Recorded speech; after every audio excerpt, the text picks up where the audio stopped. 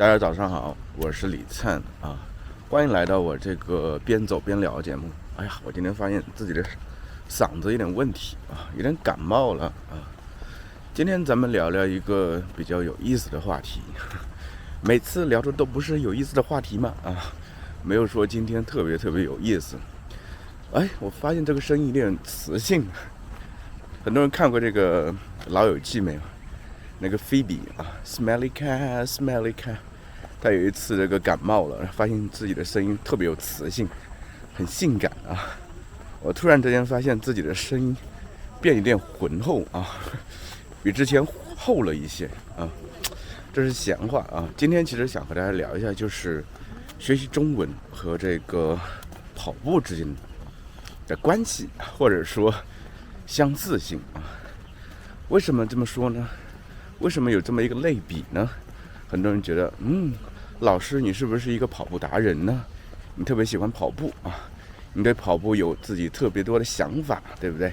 有自己的理念啊，可以教给我们，对不对？那倒也不是啊，其实我在跑步上基本上是一个失败者。其实我是觉得，就是跑步这个状态啊，和大家学习中文的时候真的挺像的。就是跑步它是一个让人觉得很难有成就感的这么一个事情。对，一开始的时候啊，你或许就觉得小跑一下，整个人状态还挺好的。但是你真正要把它放入日常生活里，真正要去每天都去做这个事情的话，你发现就是坚持下来是挺难的这么一个事情啊。这个其实和学习中文，特别是你过了这个初阶之后，学习中文的状态真的是特别像的。就这个时候，我们发现坚持特别难啊，而且你发现前面的这个重重阻碍越来越多了，而且可能在随着时间的流逝啊，你发现学习中文的乐趣也在消失啊，慢慢的消失。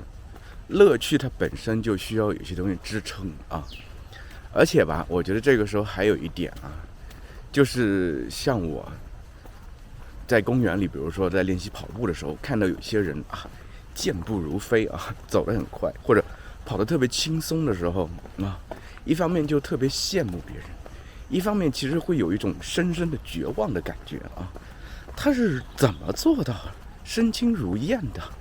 我为什么就做不到呢？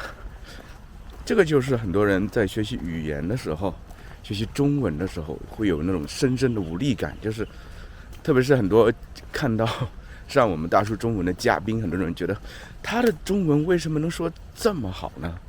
他的中文到底是怎么练的呀？他肯定是有天赋吧，对吧？这个时候就是我的心态其实也是这个样子。看到一些跑步跑得好的人，我心里啊，第一反应就是羡慕，第二反应就是找他的原因啊，肯定不是因为我的原因，肯定是因为他的原因啊。他的体格本来就比较好一点，他的耐力本来就比较好一点，他的肺活量就比较好一点啊。所以在不断的找原因的时候啊，我自己慢慢舒坦了，就是这个样子呀。我就说嘛，不可能是我的问题，肯定是他的问题，不是他的问题，而是因为他有些优势我不具备呀，对不对？所以慢慢的我就逻辑自洽了，我心里就舒坦了，形成了一个非常好的这么一个闭环，逻辑的闭环啊，劝告自己成功的耶。人生很多时候就是这样啊。我觉得这个东西没有完全不好的，比如说跑步不是你一个必须要做的事情啊，你其实可以做很多别的事情，对不对？跑步假如你真的没有任何兴趣，跑步真的让你如此痛苦的话，你为什么要去做这个事情？但是呢，说实话，就是锻炼身体对我而言啊，它是一个必须的选项啊。做那些什么无氧运动是吧？我觉得还是可能跑步相对好一点。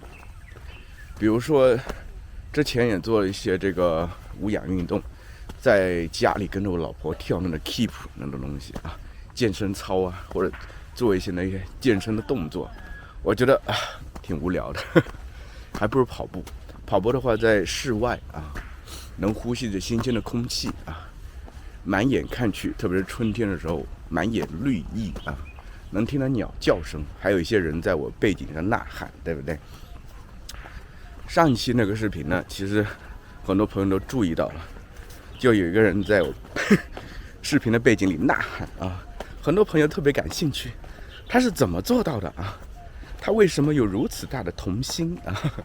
这其实可能就是在锻炼肺活量啊而已。我觉得其实可能就是越过了自己那个坎啊。很多人都特别喜欢给自己设限，对不对？我也一样，你也一样，他也一样，就觉得自己可能做不到这一点啊。坚持做一个事情，真的是我觉得是违背人的这个本能的。对，人总是习惯于什么呢？习惯于去接收五光十色的这些刺激啊，新鲜的东西，一些比较单调的、陈旧的、乏味的、日常的，一成不变的东西，总是让我们觉得有点没有意思。我们总是想慢慢的放弃，对不对？但是确实生活中，但凡你要想做成一件事情，但凡你想得到一些比较好的结果的话，你就是得去坚持那些最无聊、最单调、最一成不变的东西。我现在发现我有一个特点啊，就是我在录视频的时候，其实也比较在意他人的眼光啊。比如说迎面走过来一些人的话，我可能下意识的需要让自己这么缩一下，内心颤抖了一下。那我今天突然想到一个法子，这个法子是什么呢？这下面能走吗？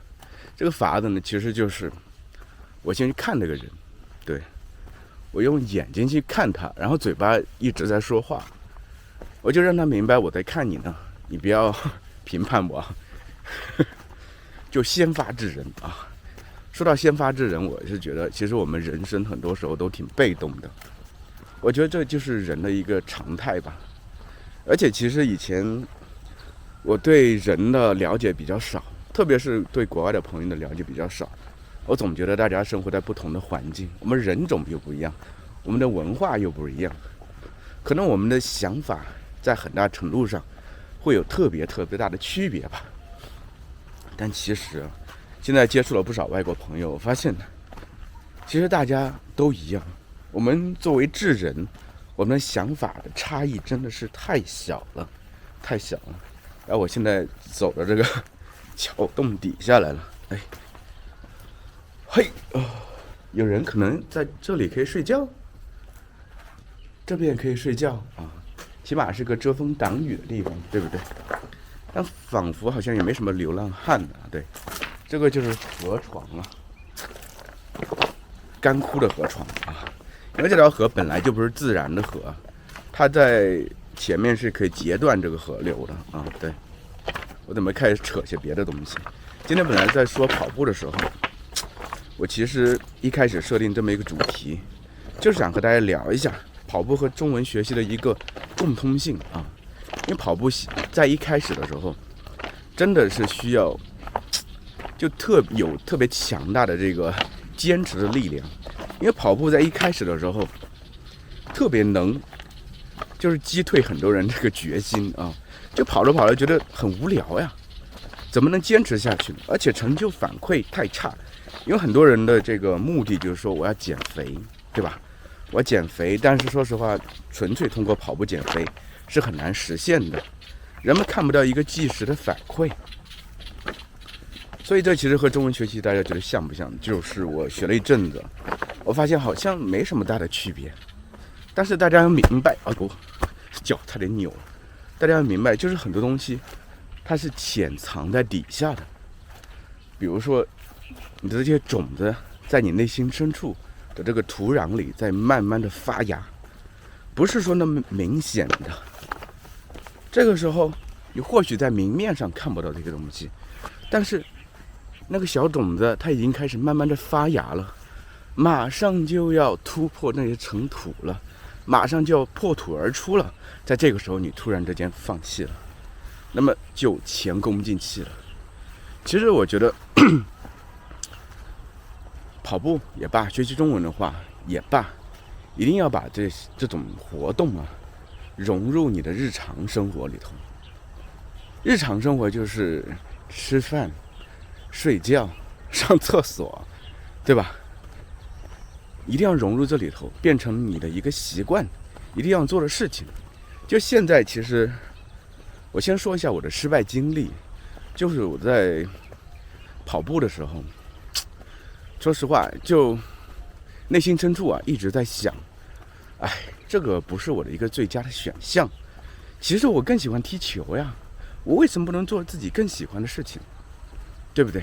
但说实话，一个人踢球也挺无聊，而且说实话，到现在这个状态，有家室，有老婆，有孩子，而且工作也挺忙的。那么这个状态下，最佳的选项是哪一个呢？其实说实话，这个状态下最佳的选项其实就是跑步。跑步呢有两个时间段可以实现啊。就现在我和我老婆就早上把儿子送学校之后，我们把一些时间预留出来，就早上可以去跑个1个小时没有，就出去锻炼差不多40-50分钟啊。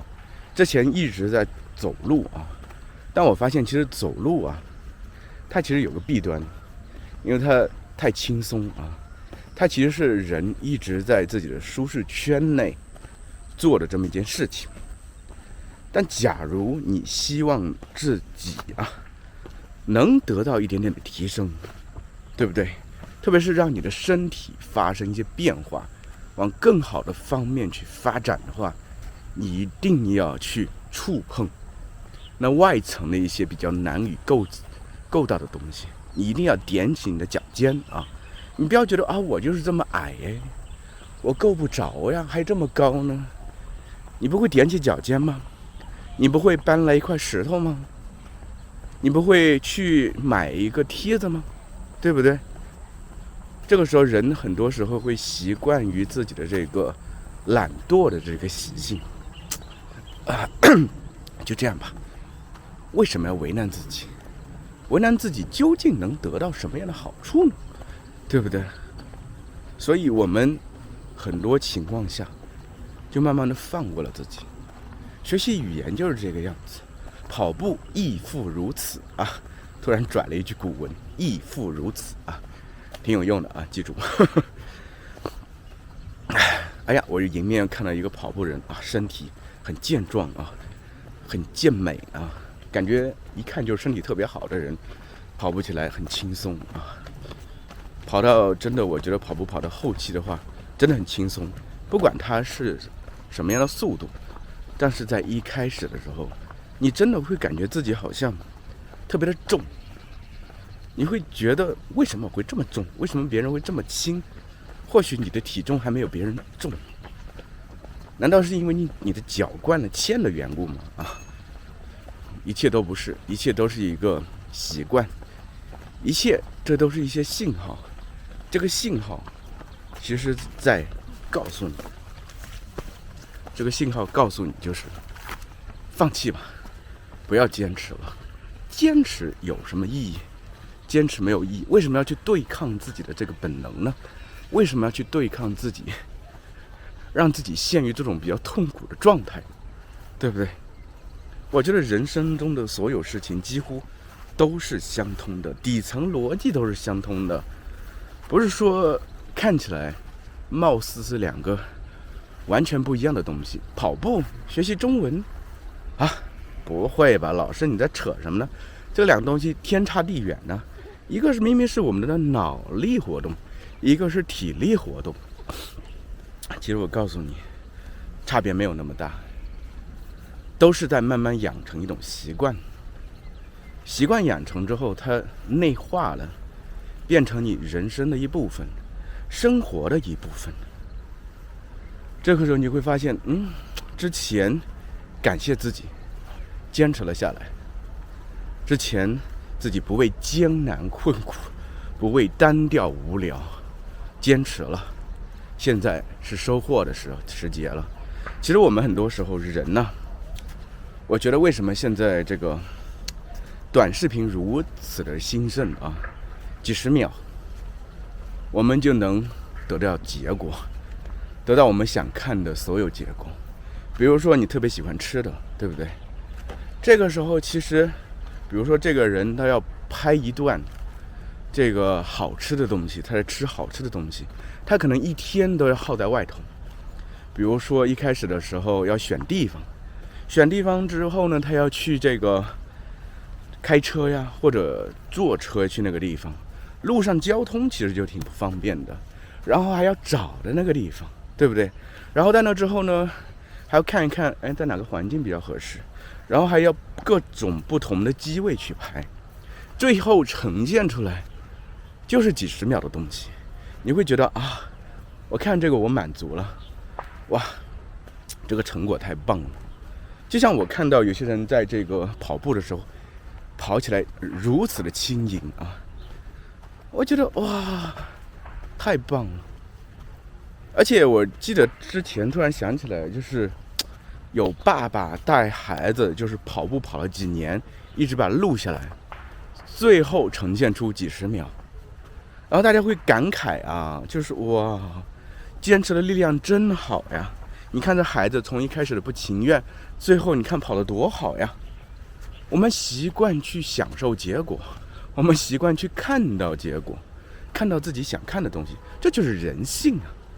人向来如此呀，人向来就是比较懒的，人向来就是不愿付出的，但是寄望有一天天上掉馅饼，希望有一天我可以不劳而获，希望有一天我突然之间获得一些技能，希望有一天啊，我们希望的东西太多了。假如我们的这些所有希望都在不断的向这个上天祈祷的话，这个老天爷可能都气死了，烦死了，有完没完，对不对？所以这个时候其实我觉得靠天不如靠己，靠自己，对不对？靠自己去想想看，去怎么做。其实现在我觉得在跑步这条路上，我在转变一个思维。以前跑步啊，一个人去跑，哎，跑就放弃了，真的跑就放弃了，觉得很难坚持，因为我从中感受不到特别大的乐趣。我虽然知道最终我能看到一些活的实在的例子，那些跑步跑得特别轻盈那种状态，我挺羡慕人家的。但是你说让我为了达到那个结果需要付出那么多努力和坚持，哎呀，太难了，太困难了。所以呢，我只想享受结果，不想付出汗水，不想付出坚持不懈的力量。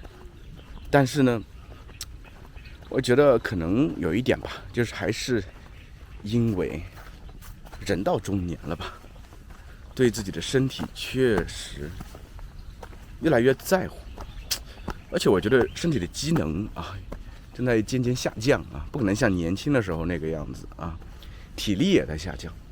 这个时候我们如何去挽救自己，如何去就是这个大厦将倾啊，对，就是大家可以知道那个比萨斜塔，对不对？它要慢慢倾倒了，然后怎么把它这个倾倒的速度放慢来？对，这可能是我们中年人开始热衷这个锻炼身体的这么一个原因。在年轻的时候谁在乎啊？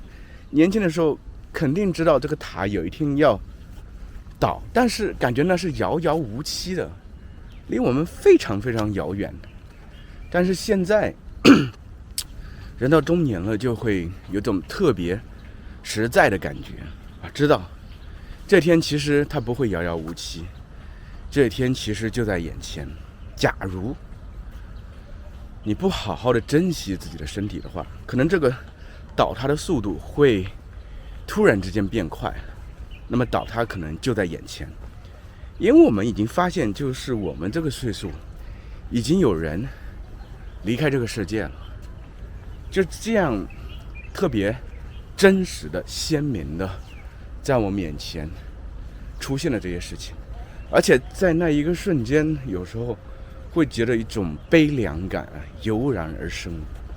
为什么会觉得悲凉？就是你会看到一个生命从这个世界上消失之后，你会觉得好像对这个世界完全没有任何影响，这个世界不会为了它停转，这个世界的大多数人都不会在意，绝大多数人都不会在意，甚至从来没有听说过它。只有自己的亲人可能会伤心一阵子，但是最后总得慢慢去接受这么一个事实呀。人生我感觉挺悲凉的，挺悲哀的。那么怎么办呢？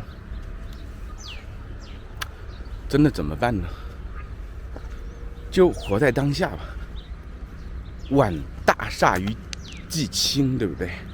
这个大厦在倾倒，我们是把它挽救一下，把它慢慢的拉住，使劲的拉住，让它倒下的速度再变慢一点。所以这个时候，其实因为心里有这种自觉心，有这种紧迫感，人要活下去的这种强烈的本能的求生的欲望，让我们去做改变。所以现在就是我和我老婆早上呢就会去锻炼身体开始跑步，我们开始慢慢的跑步，从慢跑开始，同时我们两个都戴一个耳机现在有这种无线蓝牙耳机很方便听着歌跑起来。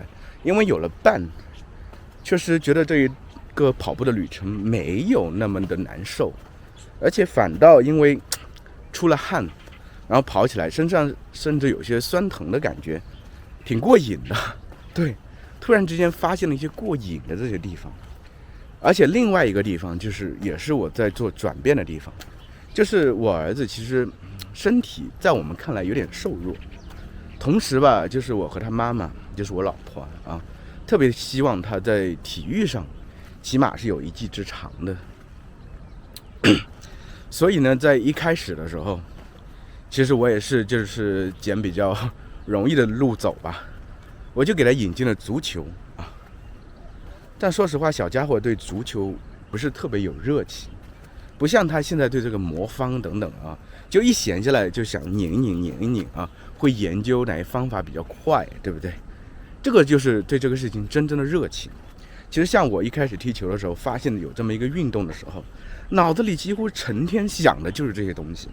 但我发现我儿子根本没有这种热情，好像给我交差一样。我和他妈妈就是下午的时候，不是我和他妈妈，其实就是我了。经过了很多次的这个争吵